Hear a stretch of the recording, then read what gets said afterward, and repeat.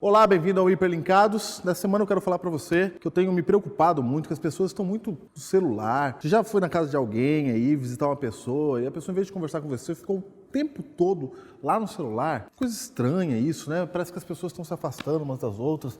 Não é, Diego? Diego? O que você está fazendo aí, Diego? Ah, o que é isso aí, Diego? As redes sociais? O que está acontecendo aí? É o pessoal que está na fanpage aqui do Hiperlinkados, facebook.com/hiperlinkados. E aqueles lá que estão ali falando, esperando para conversar agora com a gente? Então, agora é a hora da internet. Então, dá licença. Ok. Então, entra lá. Se quiser falar pro Diego, só tem um jeito. Entra aqui nas redes sociais, na nossa fanpage, que é facebook.com/hiperlinkados ou no nosso blog, é novotempo.com/hiperlinkados. Vem estudar a Bíblia conosco.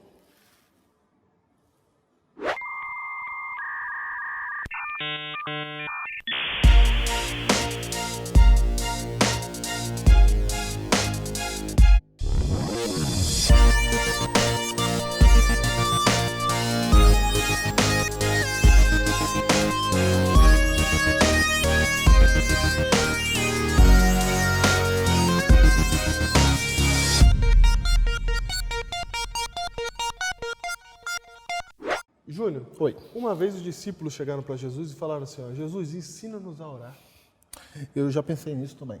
Já? Já. Você já pensou em aprender como é que faz oração? Então, oração o que é oração? Tem que aprender, é isso? Oração. Então, se os discípulos de Jesus pediram para ele ensinar a orar, quer dizer que eles queriam aprender alguma coisa mais sobre oração, né? Que Cristo dissesse para eles sobre oração, não só na questão de como orar, mas o que é oração, para que serve, etc. E tal. A questão é que na Bíblia tem esse texto em que os discípulos falam, ensina-nos a orar. O que Jesus faz? Jesus ensina. Ensina o quê? Ensina a oração do Pai Nosso. A oração do Pai Nosso. A gente pode cair na ideia de que, então, para aprender a orar, é só ver o Pai Nosso. Porque os discípulos pediram para aprender a orar. Jesus respondeu com Pai Nosso. Pai Nosso. Então, o Pai Nosso, pronto, resolve tudo. E eu poderia dizer que sim, o Pai Nosso resolve tudo? Uhum. Posso. Você não gosta do Pai Nosso? Não é que eu não gosto, não. O Pai Nosso é legal. Gosto do Pai Nosso. O Pai Nosso é legal. Eu gostei, foi bom. É legal. Ficou bom. O Pai Nosso é legal. Gosto do Pai Nosso. Só que eu acho o seguinte, se a gente parar de olhar só para o Pai Nosso e orar para todos os relatos, por exemplo, de Cristo, sobre como ele orou. Não, peraí. É mesmo, rapaz. Não é? Ver a oração de Jesus? A gente fica olhando sempre uma ceninha ali, quando os discípulos falam, ensina-nos a orar. Mas vamos olhar para o resto. Vamos mais vezes que ele orou. Vamos passear pela Bíblia e ver como foram as orações de Cristo e ver o que isso tem para nos ensinar. Boa ideia. Vamos fazer isso hoje aqui? Vamos fazer agora. Então vamos lá. Vamos trabalhar com Lucas aqui. Vamos ficar em Lucas. E Lucas, ele faz a coleção de eventos de Cristo.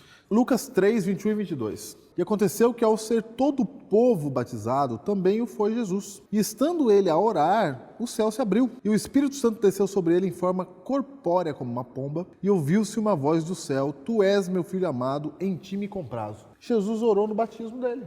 Ele estava orando. Orando no batismo. Essa é uma cena clássica, a gente conhece essa cena. Jesus sai do batismo, então o céu se abre e Deus fala, esse é meu filho amado. A gente conhece, todo mundo conhece essa cena. Mas é interessante notar que essa cena ocorre enquanto Cristo está orando. Então, no meio do batismo ele ora? Como é que é? Um momento, ele para e ora? Como é que você imagina que é isso aqui? Então, a gente tem que só que imaginar, porque o texto não deixa muito claro. Deixa muito claro. Diz que ele deixa muito claro. Orou. A gente sabe que ele estava orando na hora que aconteceu. Em Mateus, a gente tem a sensação de que acontece a voz de Deus, depois ele sai da água, né? É isso. A voz, ele está na água. Ele está na água quando a voz ocorre. Está na água. É possível que ele estivesse orando até dentro da própria água. A gente não aqui, sabe esses detalhes, mas água. é importante perceber que Cristo estava orando na hora do seu batismo. O que isso diz pra gente? Primeiro que Cristo, ele está falando com Deus ali. E o fato do céu se abrir é como se a resposta à oração de Cristo pudesse ser ouvida por todos nós. É como se o céu se abrir é tiro mute da oração, né?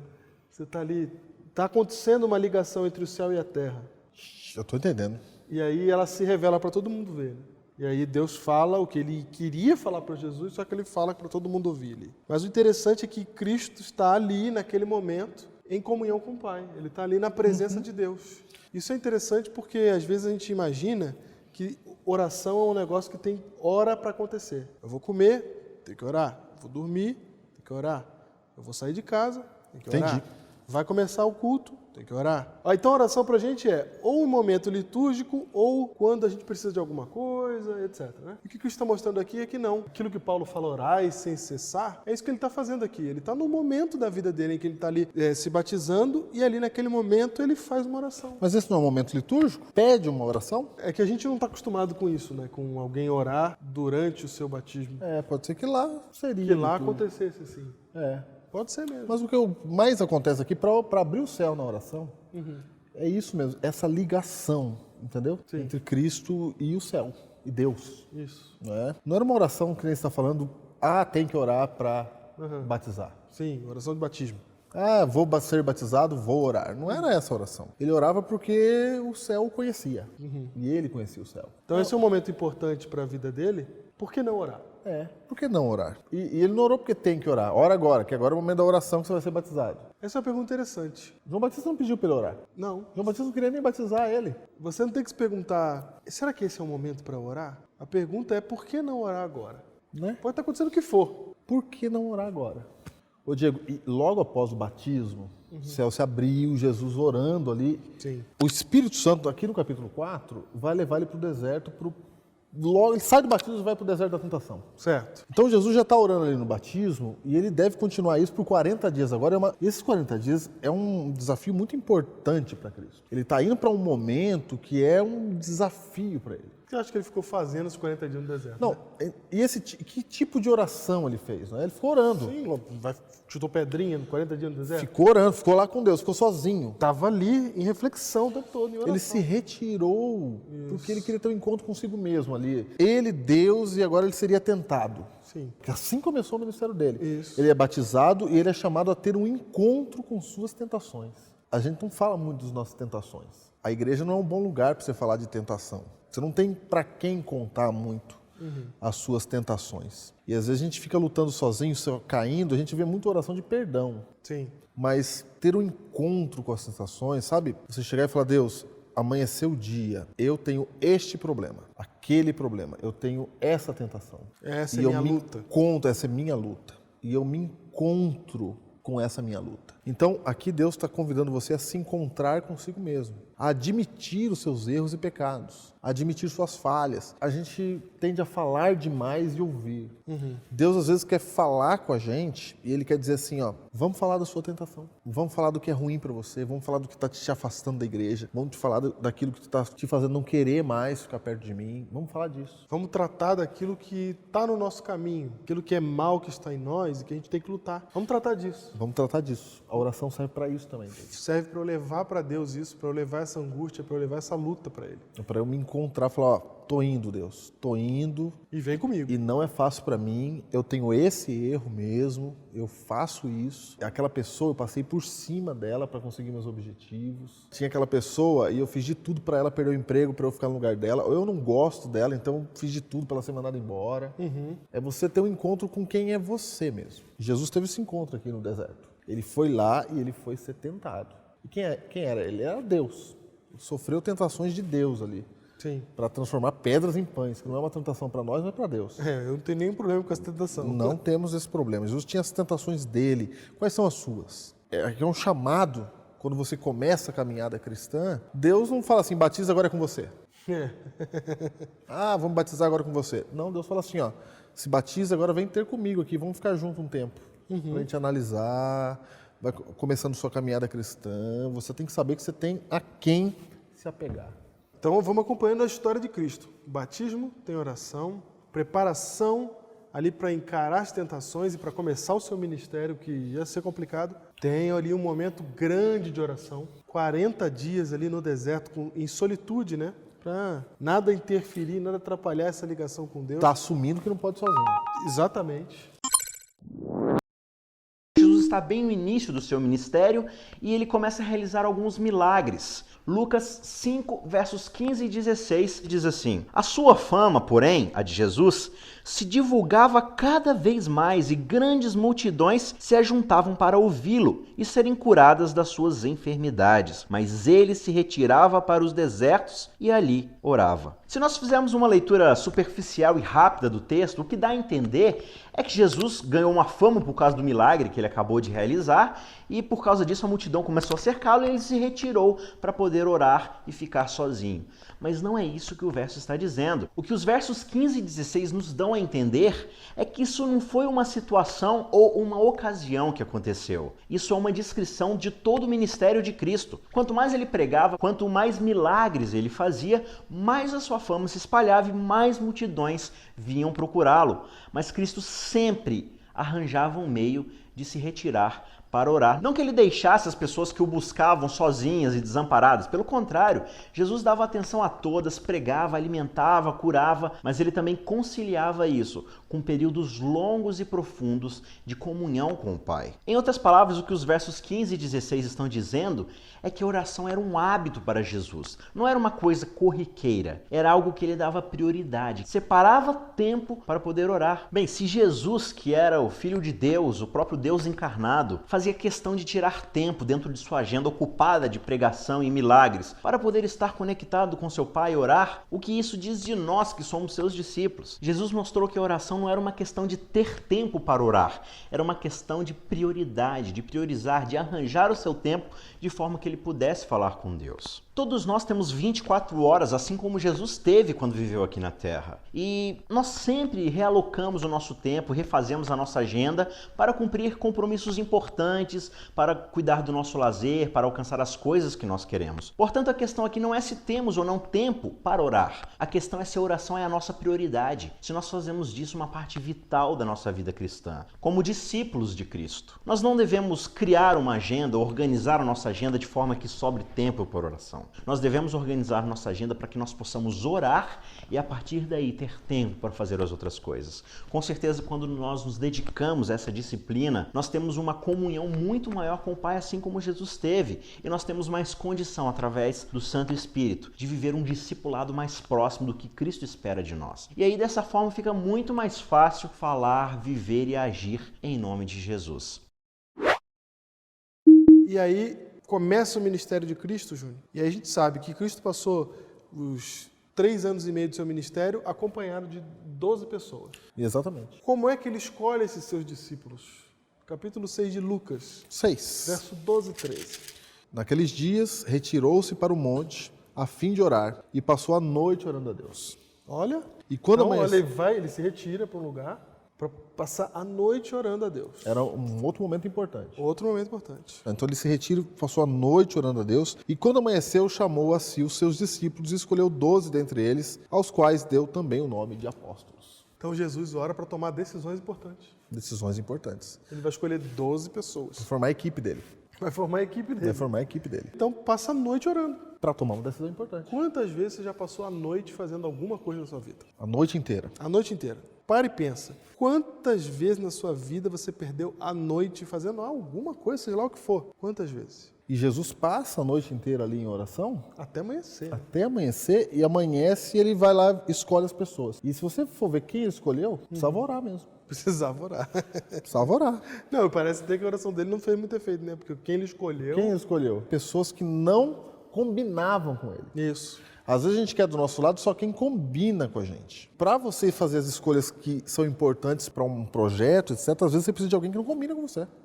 Para te ajudar a decidir e pensar. Então precisa orar, sabe? Precisa orar. Às vezes a gente faz a oração e a gente escolhe só quem é igual a gente, só quem combina com a gente. A gente toma decisões importantes da nossa vida, Júnior, às vezes sem orar. Ou com uma oração qualquer, né? E a gente está vendo aí na história de Cristo a dedicação, o tempo que ele dedicou para orar para essa questão de tomar decisão. Então a gente aprende muita coisa com Jesus, né? Muita coisa. Por exemplo, ele podia ser reativo como a gente é.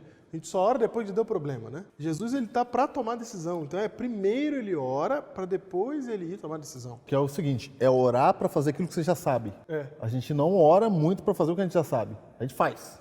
Se eu já sei, se eu sou sei, faz. Se eu já sou bom naquilo, eu já vou lá e faço. Não preciso nem pedir Deus para vir comigo. Isso. Mas Jesus não. Jesus não, ele... Passou a noite ali, orando, falando com Deus. E tem mais, Júlio. Às vezes a gente faz oração pedindo para Deus, para tirar a nossa responsabilidade. Né? Para falar assim, eu pedi para Deus, botei na mão de Deus já, agora se deu errado, botei deu na mão errado. de Deus. Se deu certo, botei na mão de Deus. Geralmente quando a gente faz isso, quando já sabe que não é muito certo o que a gente está fazendo. Não é muito certo, você bota na mão de Deus. A gente vai falando assim para tirar a responsabilidade da gente. É. Né? Mas o que Jesus fez foi o que Tiago falou, né? Deus dá sabedoria para quem pede. E o que ele ficou fazendo ali foi Pedindo sabedoria para tomar a decisão que ele iria tomar no dia seguinte de escolher os 12 discípulos. Olha aí. A oração também tem a ver com a nossa afirmação, a afirmação da nossa identidade pessoal. Quem eu sou diante de Deus? Quem é Deus para mim? E através dessas coisas a gente forma também a nossa identidade espiritual. No Evangelho de Lucas, no capítulo 9 e o verso 18, nós temos esse texto bastante interessante em que a gente pode entender um pouco da visão de Jesus sobre a questão da oração e do seu ministério. E ele diz assim: estando ele orando à parte, achavam-se presentes os discípulos, a quem perguntou: quem dizem as multidões que eu sou? Na verdade, Jesus não estava tentando construir a sua identidade pessoal, a sua afirmação pessoal, com base na opinião dos discípulos, na opinião das pessoas que o cercavam. Jesus não precisava desse tipo de recurso. Ele não precisava da opinião de terceiros para estabelecer o seu ministério, mas ele fez com que os discípulos refletissem um pouco em quem era de fato Jesus, aquele que os amava tanto que daria a vida por eles um dia. Foi como se Jesus estivesse fazendo uma pesquisa de mercado, mas na verdade fazendo com que o consumidor refletisse na sua própria resposta. A oração também serve para nos ajudar a nos livrarmos de coisas humanas do tipo: eu preciso de um elogio, eu preciso que as pessoas afirmem a minha fé, eu preciso do reconhecimento delas, coisas da natureza humana. Quando você ora, Deus afirma a sua identidade. A sua identidade não vai depender das pessoas, do que elas acham a seu respeito. Deus sussurra no seu ouvido o seguinte: você é um filho muito querido, eu te amo, pode contar comigo em toda a situação. Então, Júlio, os discípulos eles vão acompanhando os hábitos de oração de Jesus. E vão vendo os lugares que Jesus ora, vários momentos que Jesus ora, as crises que acontecem, Jesus vai lá orar. Né? Eu lembro bem de um momento interessante, que é quando Jesus descobre que João Batista foi morto. Jesus vai lá e começa a orar, ele pede para ficar sozinho, inclusive, para orar. Então, os discípulos foram acompanhando esses momentos de Cristo. E chegou uma hora que fizeram a pergunta que deu início ao programa aqui de hoje. Né? Jesus, ensina a gente a orar. Ensina a orar. Fala pra gente aí desse hábito que o senhor tem e que com certeza chamava a atenção pelo jeito que Jesus fazia, pelo volume que Jesus fazia e pela qualidade também que Jesus fazia de tempo, etc. E aí, Jesus ensina o Pai Nosso, que a gente nem vai tratar aqui agora, porque também dá para fazer um programa só sobre ele. Você já sabe muito sobre o Pai Nosso, com certeza. E ele conta aqui uma história aqui do amigo inoportuno. E ele diz que se você bater muito na porta de um amigo e ele não quiser te atender à noite, de madrugada, certo. Aí Jesus fala assim, mas se você bater muito, ele vai atender no mínimo para você parar de importunar ele. Certo, pra você deixar ele dormir. Aí ele vai, toma, e sai da minha porta. Sim. No mínimo para parar de importunar. Isso. E aí no versículo 9, Lucas 11, 9, diz assim, por isso vos digo, pedi e dar-se-vos-á, buscai e achareis, batei e abrir-se-vos-á. Pois tudo que pede recebe, e o que busca encontra, e a quem bate, abrir-se-lhe-á. Ô Diego, então é o seguinte, Jesus está dizendo assim, então, é uma pergunta que eu vou fazer para você. Estou falando, se você orar muito, Deus está falando assim, aí eu canso e eu vou te dar. Essa é a minha primeira pergunta. É isso que ele está falando? E segundo, ele está dizendo assim, pode pedir o que quiser que eu te dou? Aqui, ó. Não e não. É não e não a resposta? Não e não. Ok. Não e não porque Deus não está falando que ele vai atender só porque a gente importuna ele. Na verdade, está falando o contrário. Está falando assim, uma pessoa ruim dá para não ser importunado, imagine eu que te amo. Isso, é isso que ele está dizendo. Ele está fazendo comparação por contraste. Por contraste. E a segunda coisa é que ele não está dizendo que qualquer coisa que você pedir, se pedir muito, vai conseguir. Então, na verdade, seria o tamanho da minha fé, né? Pede, o que você quer? Eu quero um carro 0 do ano. Aí Deus O que fala, eu tenho que fazer? Eu tenho que pedir muito, com muita fé, e aí vai vir o carro 0. Você não pode esquecer da pergunta que os discípulos fizeram. A pergunta é, Jesus, ensina a gente a orar como o Senhor ora. Ensina a gente a ter esse poder que o Senhor tem por meio da oração. Essa é a pergunta dos discípulos. Eles não estão perguntando, ensina a gente a ir até as coisas, Jesus. Ensina a gente a orar para a gente poder pedir e ter o carro, e ter o pagamento das contas que a gente está devendo. Ensina a gente a pedir para ter poder mágico. Será que os discípulos falaram assim, estamos vendo que o senhor tem um camelo bonito, estamos vendo que o senhor aí está prosperando aí a sua carpintaria, estamos vendo aí, embora o senhor tenha deixado agora o negócio da carpintaria, mas ela está lá, está prosperando, está funcionando, tem as ações lá da carpintaria. Estou vendo a fama, Estou vendo a fama, o senhor está famoso, o senhor está indo para tudo quanto é lugar, famoso agora, quem te viu, quem te vê, hein? Ó, carpinteirinha agora, multidão aí, ó, pessoa carregando no ombro. Será que era isso que eles estavam querendo? Então, não era isso que eles estavam querendo. Será, Diego? Não era, eles estão pedindo para Cristo passar um pouco da sua espiritualidade para eles. Ensina a gente a ter isso aí, porque a gente sabe, a gente percebeu, Jesus, que a fonte do teu poder está no teu contato com o Pai. A gente percebeu que é teu relacionamento com o Pai que faz o Senhor ser assim o que o Senhor é. O jeito que o Senhor pensa, o Senhor fala, trata as pessoas. O seu poder vem de algum lugar. E a gente está percebendo que vem da sua oração. Ensina isso para a gente.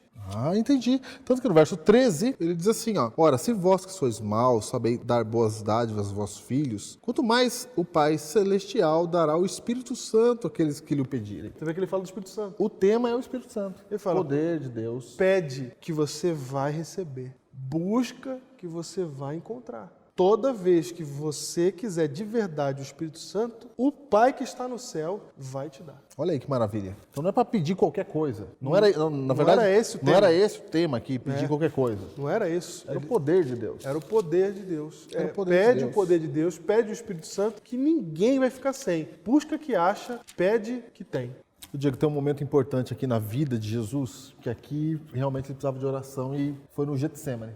Certo. Agonia de Cristo. Certo. Diz assim a Bíblia, 22, verso 44, diz assim, e estando em agonia, orava mais intensamente. E aconteceu que seu suor se tornou como gotas de sangue caindo sobre a terra. Jesus orava mais intensamente porque ele estava em agonia. Diego. Então, vemos a oração na hora do desespero, da dor e da agonia. E a oração de Jesus ali é, afasta de mim esse cálice, que era a cruz. E a resposta que ele recebe é não. Não. Vai passar pelo cálice. Vai. A gente percebe com isso que no momento de dificuldade, o que a gente tem que fazer, Júnior, é buscar Deus também. Ok, você fala assim, eu já busco a Deus quando estou em momento de dificuldade, já é natural, já eu ir procurar a ajuda do Senhor. É que esse parece que é o jeito que a gente mais procura.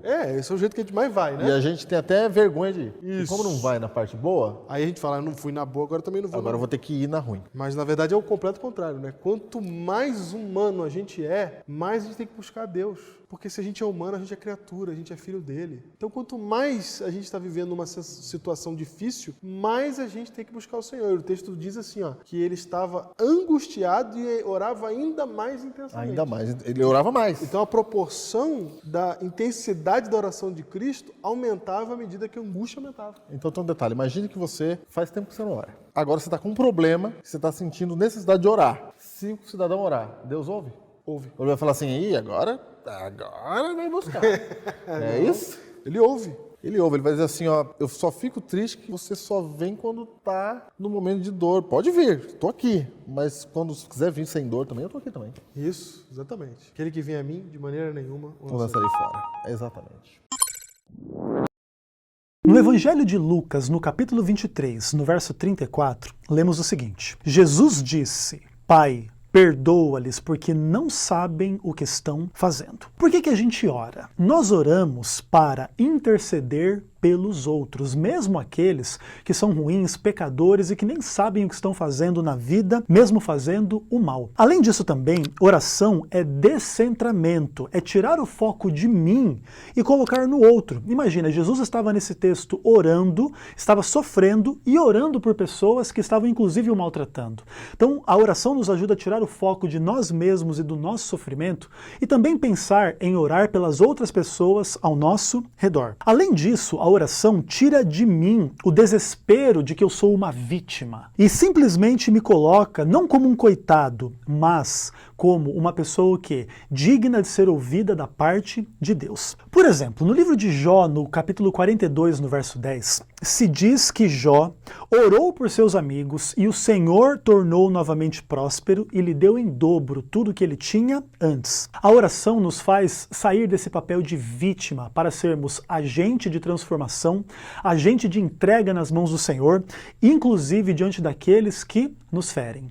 Por isso, oremos uns pelos outros e mesmo por aqueles que não fazem a nossa vontade ou a mesmo acabam nos fazendo o mal.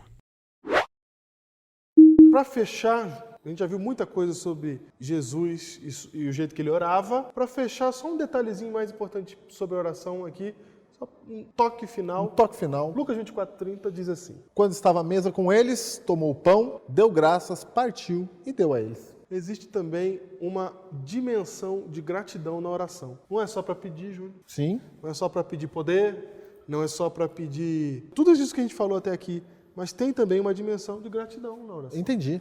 Estar grato. É onde você fala com Deus, obrigado por aquilo que o Senhor tem feito na minha vida.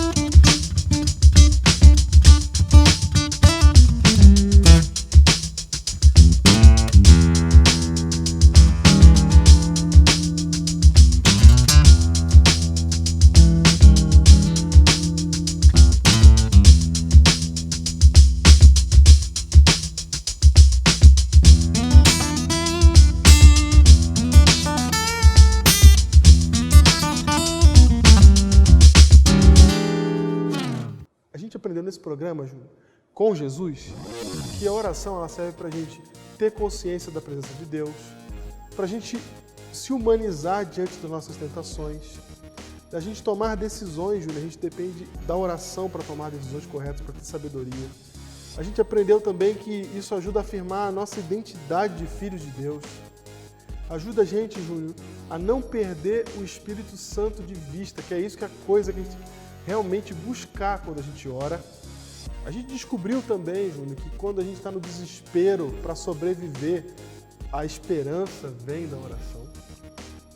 A gente aprendeu que a oração também serve para interceder e para agradecer. Olha aí, quanta coisa olhando para o jeito de Jesus orar. É isso aí.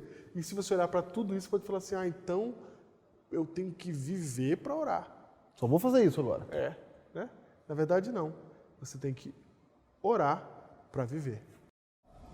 É só para descarregar o cartão. Chegando no novo tempo, isso aqui vai para cloud. Tem que chegar no novo tempo. Ah, meu Deus, é muito arriscado. Muita coisa pode acontecer nessa vida. Eu tenho uma ideia mais legal. Mas é essa daí mesmo. Quando eu falei mais legal, não era para pisar na sua. Ei, cara, eu não tô ofendido. Tá sim. Tô, cara, olha minha cara de paz aí, de tranquilidade. Tá sim. Olha minha cara de bem fazer, de presença.